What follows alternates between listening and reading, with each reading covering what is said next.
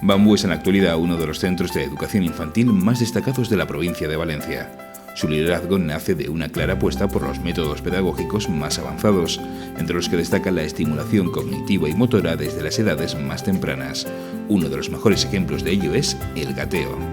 Para nosotros es esencial la etapa del gateo.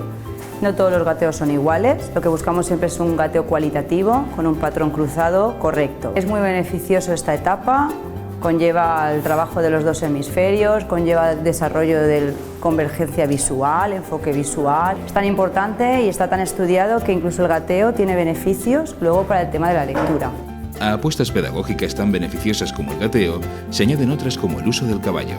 Vamos a trabajar emociones con los caballos, vamos a trabajar también el desarrollo motor, el cuidado de los animales, el respeto, el amor.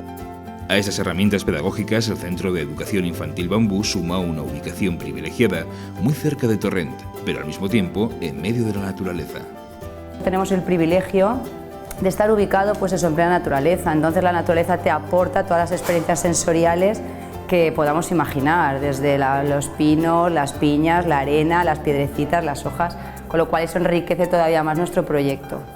Como muestra de su espíritu de constante renovación y búsqueda de la excelencia, el Centro de Educación Infantil Bambú ha realizado una apuesta por las nuevas tecnologías, la comunicación y la mejora de la atención a las familias gracias al estudio realizado por la consultora Educa Digital, especializada en este sector. El proyecto educativo, teníamos claro que era un proyecto educativo de calidad, pero cierto es que era un proyecto educativo que se quedaba dentro del centro y nos faltaba una orientación como de marketing y de comunicación que hiciera que el proyecto realmente se conociera afuera. Creemos que es la clave de no solo un gran proyecto, sino una gran comunicación.